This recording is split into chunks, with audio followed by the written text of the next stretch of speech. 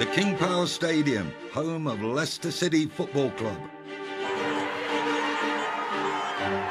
Once in a lifetime. It's never going to happen again.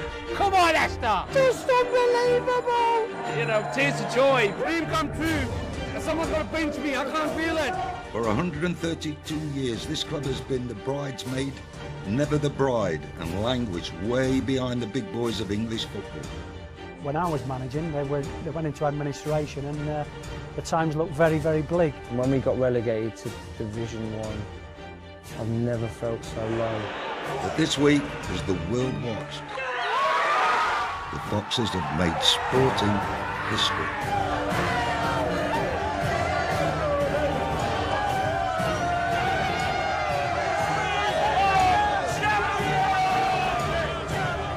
This is the fairy tale story of how one football club's success beat the bookies and turned a city blue with pride.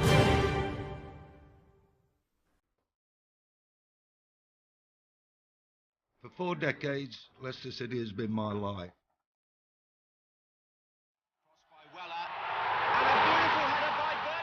I was born in East London, but I grew up in Nottingham. But Leicester City adopted me, duck.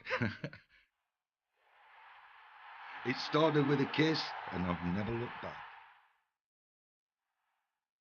I'm Alan Birchinall, the Birch, club ambassador at Leicester City. Now listen, I'm going to tell you a wonderful fairy story about a football club that came from nowhere to, well, let's have a look in the book, shall we? Okay, here we go. So where to start? How about the beginning of the season?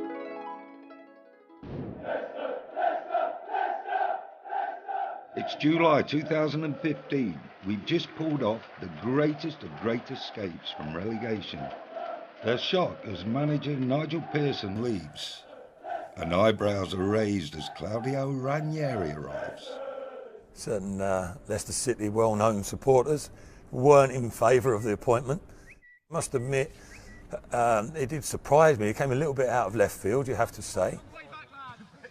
Yeah, there was despondency, I think, for the large part. The bookies had Leicester at odds of 5,000 to 1 to win the Premier League. That means they thought the idea was just as outrageous as Elvis being found alive. 5,000 to 1. They even had the discovery of the Loch Ness Monster at 10 times more likely. And the same odds gave Simon Cowell a better chance of becoming Prime Minister than us taking the title.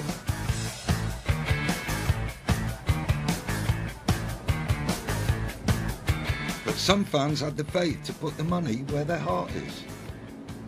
Went to put £1 on, and something in my head said, if this actually comes in, I'll probably want a bit more than that. So I deleted it and put £5 on at 5,000 to 1. Some of my mates they were just like, it's never going to happen. It's, you know, you just wasted your money. You're better off putting it on something else. Obviously they're wrong. But this is looking like a £2 million loss when all's said and done. We've not had a single 5,000 to 1 winner in the history of the business. It might be another 80 years until we see another one. That is how much of a one-off this event has been. Looking back on it now, it's a bit of a crazy thing to do, really. But what a ride it's been. So I wish I'd have put a bet on, but to understand this, let's go back, right back, a lot further.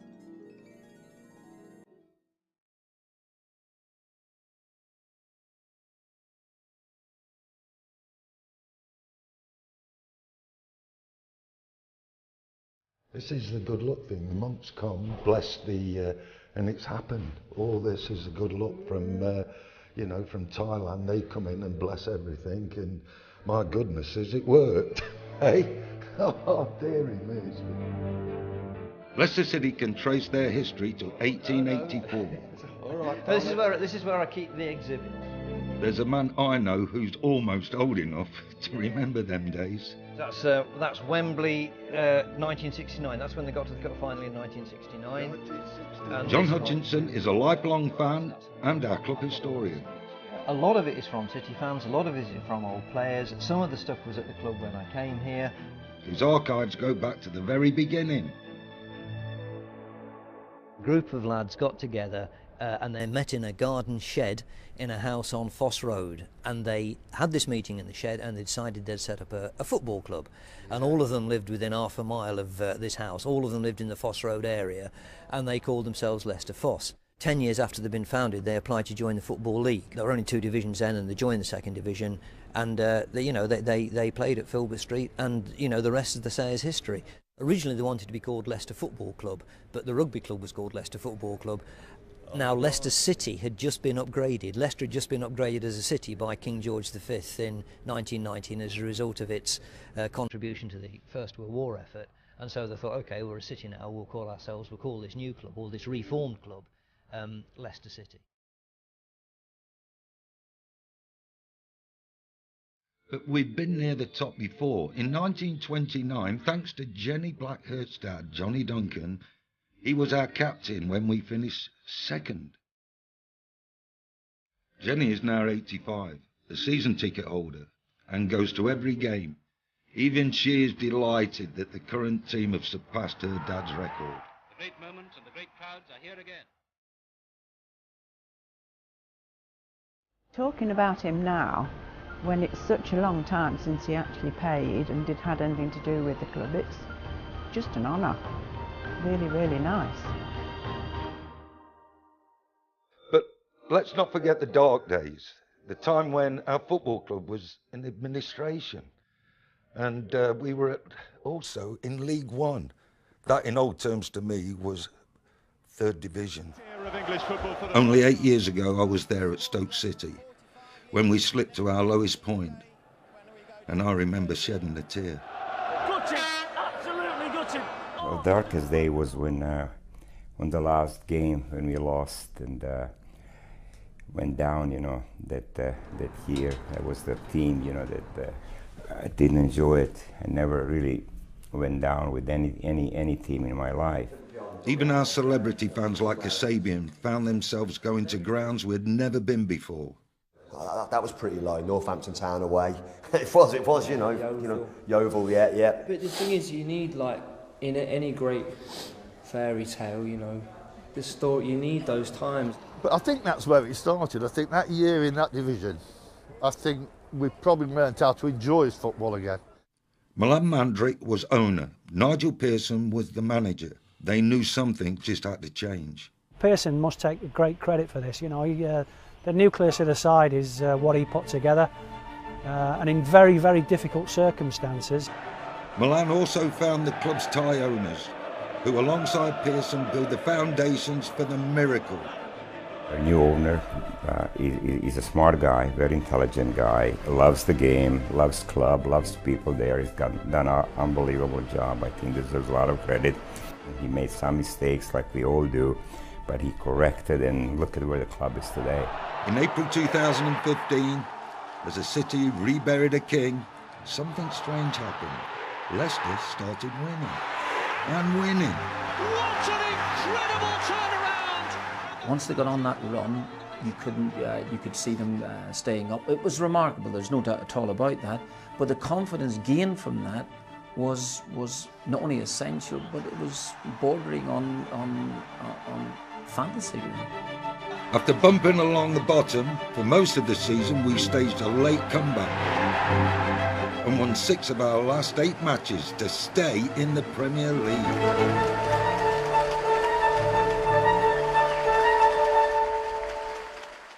I was so proud last season, that the lads pulled off the great escape. It was unbelievable.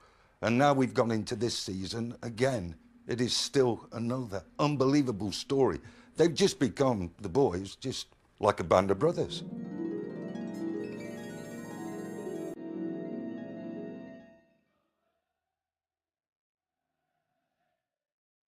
As a team, these men have fought and battled for each other and turned football on its head. Together, we don't have like 1 star or 2 star, 3 star. We're just together, we play for each other, we work hard for each other. That's the way I think to go. Each one will give 100%, put the bodies on the line for each other, and that's how it is as a team, and that's how we are. It's as simple as that, and I think in the dressing room downstairs, that's exactly how it always will be. Our starting 11 this season has cost a tenth of last year's champions Chelsea. It's a great story for football, and it's a great fight. It's a great story about a fight in the face of adversity. They're all hungry. They've all faced difficulties in their career. You can start from 1 to 11. Kasper Schmeichel, living in the shadow of his father, had to drop down to Notts County to get his career up and running. Probably hindered by his name. Danny Simpson rejected Man United, and then QPR. Didn't know why QPR let him go when he come here. Vardy was released as a kid. Morez was too thin. Conte was playing 7th Division football a few years back. Wes Morgan released when he was 15 by Notts County. You know, Robert Hoof, surplus requirements at Chelsea, Stoke City. Christian Fuchs, a free transfer.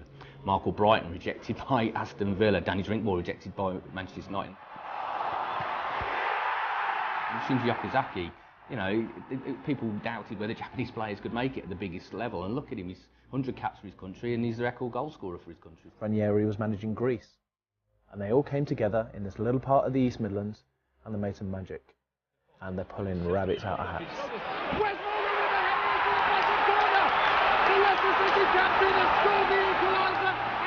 What they've now to turn round, the transformation from not so long ago, literally 12 months, is incredible, and certainly hasn't been experienced before, and probably never will do again. They've gone from unknowns to household names. 12 months ago, you would have walked past them in the street. Not now.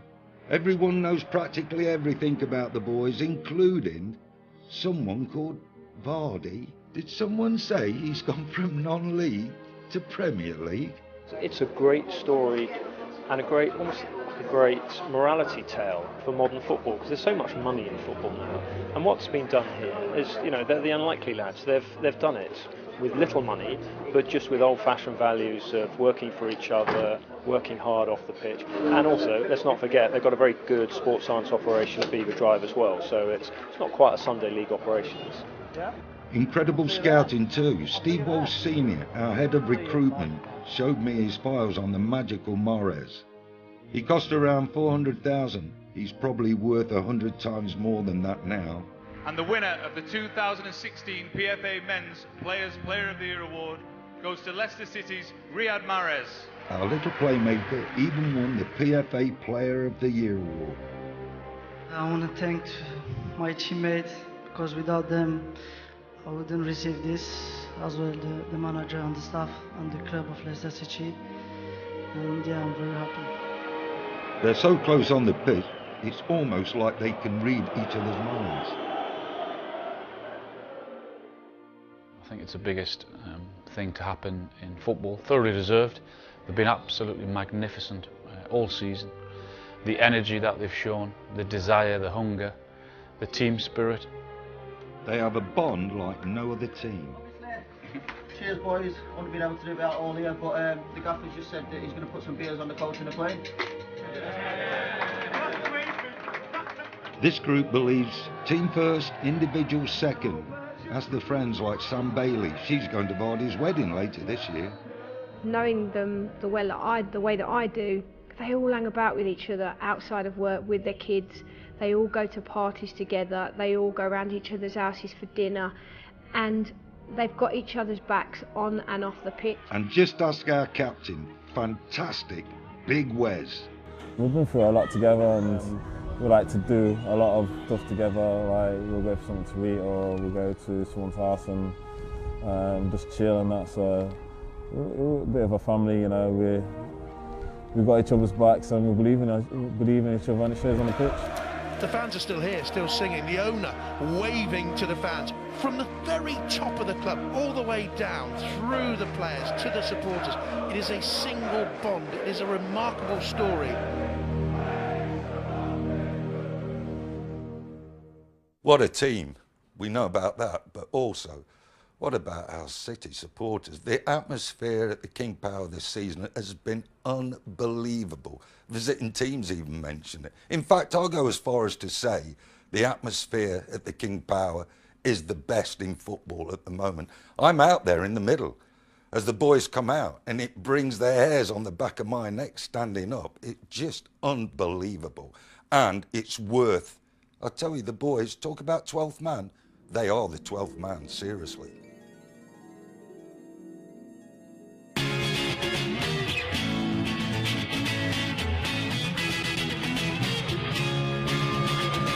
No one has disturbed us at the top of the league since January. So when you're flying high, match days are truly magical. Everybody's so happy, everybody's in a fantastic mood, and it's just great to be in the city at the moment. This season has changed our fans' lives. The bet that Lee Herbert put on means he's 20,000 better off. It will change my life, to be honest. It's, you know, people have said, oh, it's not that much money. It is a lot of money. To me, it is. It's a huge sum of money. And for people like Barbara, who's been running the Disabled Supporters Club for years, 65 years season ticket holder. I know. this is a reward for all her hard work. It's what you come for, to be the ultimate champions, and your best dream, isn't it? Best dream ever, and it's real.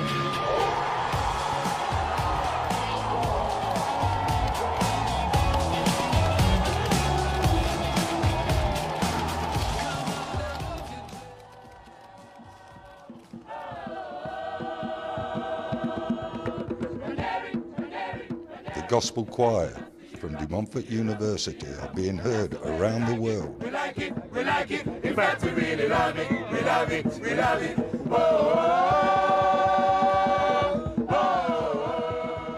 Then there is our celebrity fans. These two have been with us before we were famous. They've not jumped on the bandwagon.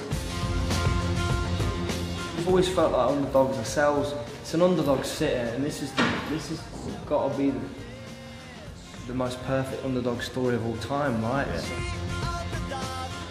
When it gets played before the games, you walk down the corridor, you can hear it ringing out, and I can't. The honour and the buzz that we feel from, you know, our club doing that, don't know better feeling, you know. I married into Leicester, and I started going, and we started taking the kids, and it's now become a family thing. Everybody is chanting all these different songs. It's just incredible, you know. As a Leicester fan, you would never in a million years think that you would be singing those lines. BBC Leicester commentator Ian Stringer has been a Leicester fan, man and boy. This story has transformed his career. I wasn't expecting to get up in the middle of the night and do Japanese TV and Australian TV and stuff for our friends over the pond in America and South Africa. And people have been interested in the Leicester City story. And Stockport away was my first away game, working for BBC Radio Leicester, Stockport away in League One. And now we've got this. And for me, I have never been so proud in my life. And okay, we had to win the title without kicking a ball, but who cares? So if the fans are our supporting cast, who is our Prince Charming? I wonder, could it be Claudio or the Tinkerman, better known to me as the Thinkerman?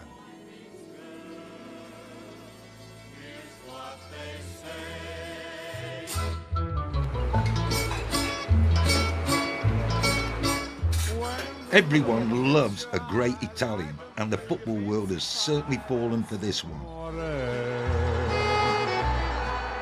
Claudio Ranieri has rewritten history, delivered against ultimate prize.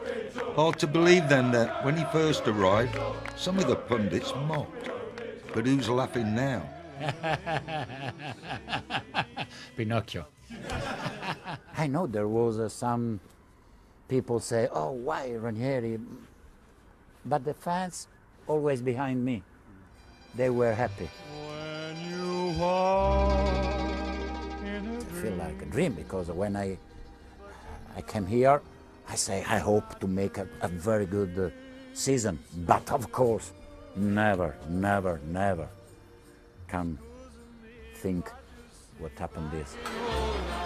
So what is his recipe for success? For 20 years, Massimo has been Ranieri's friend and confidant, reporting on the manager, now a part of his inner circle.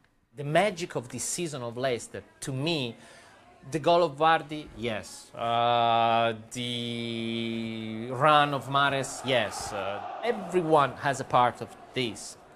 But Claudio is the guy who made it possible, because he convinced everybody that you could be a champion. I mean, together we can be champions. At 64, he's achieved what many thought impossible. So often the nearly man, he's never won a top-flight title. Until now. You always build a team and then somebody else won with that team. Happened with Valencia, happened with Chelsea, happened with Roma, happened every time. He wasn't that lucky during his career. This season, I think something a little bit changed on his way. He got a little bit of luck as well, and he deserved that. A master of man management, he transformed ordinary players into extraordinary champions. Think about it. Leicester City winning the Premier League, coming from bottom of the league with a new manager, with players that nobody wants them, and it's really a Hollywood story. I mean, but it's real. They are a lot of energy. They have energy. They are electricity inside. They understand the moment. I'm very proud. I'm very proud to manage this man, no players, men. He may be the most popular manager ever to win the Premier League. It's easy to see why. My team is like the RAF. It's fantastic. Hey, you are sleeping. Come on. When people start talking about the fairy tale, instead of feel the pressure of that, they enjoy that. That's the most amazing thing. So, hey, man, we are in Champions League. We are in Champions League, man. Dilly din, dilly dong, come on. So what now for the man who's achieved the impossible dream? I asked him privately. I said, well, let's say that the Italian national team or Real Madrid needs a new manager. You talk to them, you want to go? And he said, no, I'm happy here. I don't want to move. Leicester, a little team, can fight against the biggest in the world. Could happen. Could happen. Believe it. He loves Leicester, and we love him. This has made headlines around the world. For me, it's the biggest sports story ever. Oh, sometimes I get a good feeling, yeah. Yeah. I get a feeling that I never had before. No, no. Something's got Leicester's success isn't just about the football, it's spread to the schools in the city. Businesses are booming. There's talk of building new hotels. We are planning packages where effectively groups will take over the entire hotel. I think the coming, whether it's 6 months, 12 months, whatever it is, you know, we've got such an amazing opportunity to build on the success and put Leicester on the map. But for some, you know, maybe more than the football, Leicester represents modern Britain. So maybe it's as good as that. Everyone wants a Leicester shirt and a Leicester scarf. We've had the best year we've ever had. It's amazing. It's kind of put the business on another level. The demand is from everywhere: Europe, Southeast Asia, America. They've even brought out a Vardy Cardi. Seriously? Hello. And our success has not just won us fans at home, suddenly everyone is taking notice. Com veieu a la façana del King Power Stadium, una ciutat que ens ha rebut amb una... Aber es geht trotzdem ein Fußballwunder. See you. Nice to meet you. Yeah. Good to meet you. Nice to see you explode that. This is incredible. 5 years ago, 1 year ago, people in the United States wouldn't have known about Leicester City or the Premier League, and this is where we are now. I get stopped in the street in New York City by people that want to talk about Leicester City. It's phenomenal. Last year, we had all those TV crews in town and we were burying King Richard. I didn't think we could have more attention than that, but if anything, the Premier League is even bigger. But you know what I did at the beginning of the season? Put 100 quid on Leicester, so I think I'll do okay. No, you didn't. I think maybe I did, maybe I didn't. Hello? You don't even have to play on the pitch to become an international star. Playing the drum in the stadium is enough. What a tattoo. It's just like, last week I done like 47 hours filming on top of going to work every day. And it's just like, where do you find the time? But it just all rolls into one. It's just a fantastic time, so just enjoy it. Come on, you Leicester! Industry experts reckon, for the club, our win could mean $250 million windfall. I think the whole of Leicester is going to be shut down for 2 weeks at least. But it's incredible. It's mind-blowing what's going on here. The whole city has turned blue.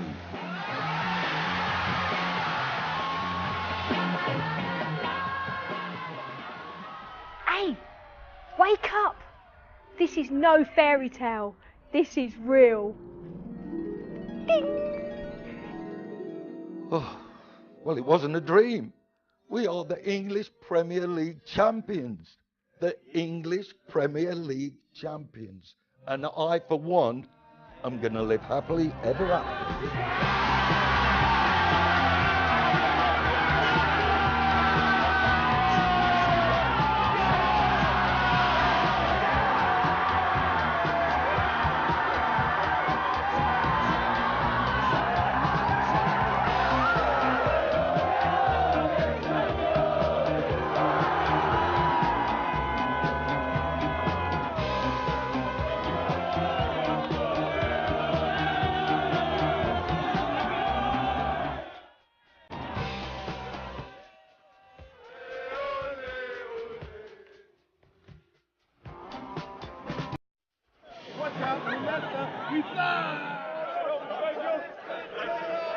I never thought I would live to see the day when Leicester are the champions.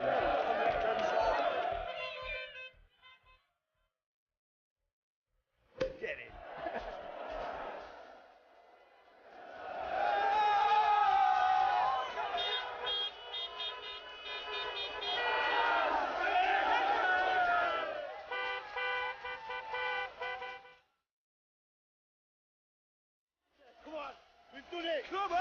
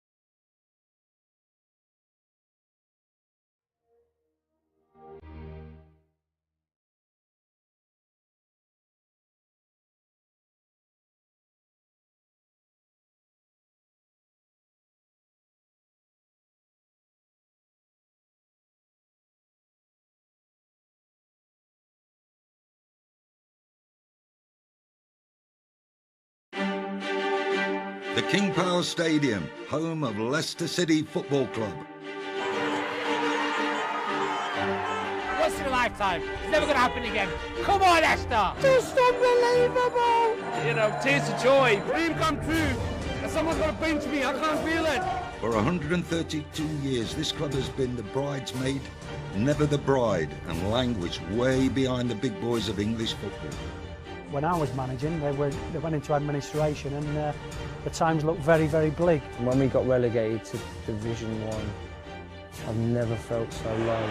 But this week, as the world watched, the Foxes have made sporting history.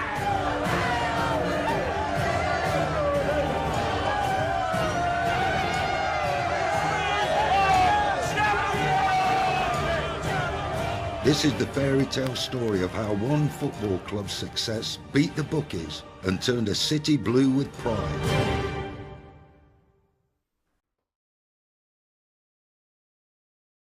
For 4 decades, Leicester City has been my life.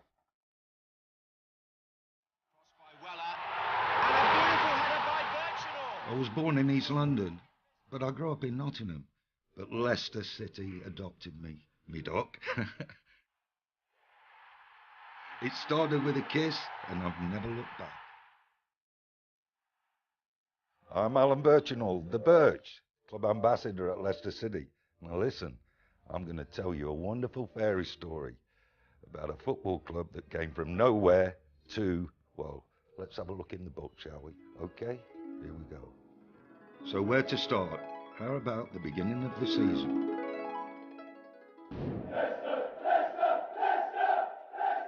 It's July 2015. We've just pulled off the greatest of great escapes from relegation.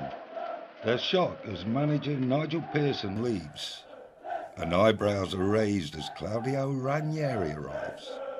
Certain Leicester City well-known supporters weren't in favour of the appointment. Must admit, it did surprise me. It came a little bit out of left field, you have to say. Yeah, there was despondency, I think, for the large part. The bookies had Leicester odds of 5,000 to 1 to win the Premier League. That means they thought the idea was just as outrageous as Elvis being found alive. 5,000 to 1. They even had the discovery of the Loch Ness Monster at 10 times more likely. And the same odds gave Simon Cowell a better chance of becoming Prime Minister than us taking the title.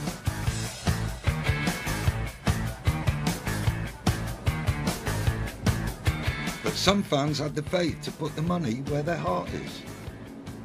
Went to put a pound on, and something in my head said, if this actually comes in, I'll probably want a bit more than that. So I deleted it and put £5 on at 5,000 to 1. Some of my mates they were just like, it's never going to happen. It's, you know, you just wasted your money. You're better off putting it on something else. Obviously they're wrong.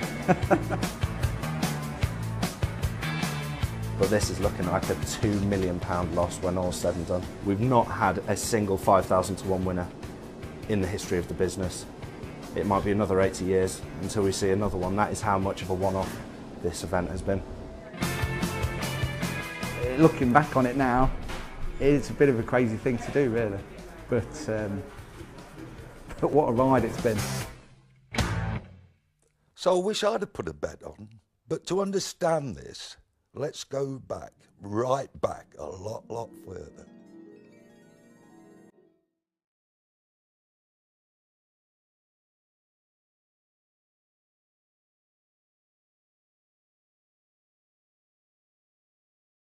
This is the good luck thing. The monks come, bless the, and it's happened. All this is a good luck from, you know, from Thailand. They come in and bless everything, and my goodness, it worked.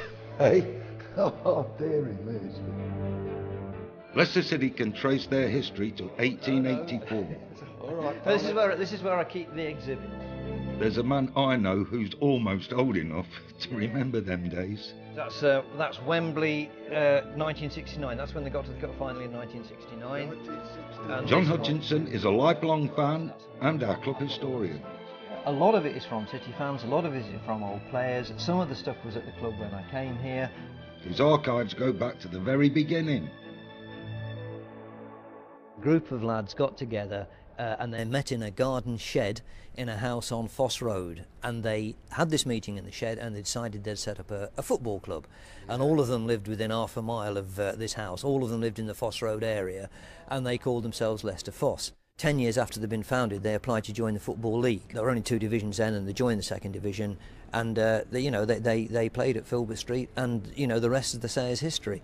Originally they wanted to be called Leicester Football Club, but the rugby club was called Leicester Football Club. Now, Leicester City had just been upgraded. Leicester had just been upgraded as a city by King George V in 1919 as a result of its contribution to the First World War effort. And so they thought, OK, we're a city now, we'll call ourselves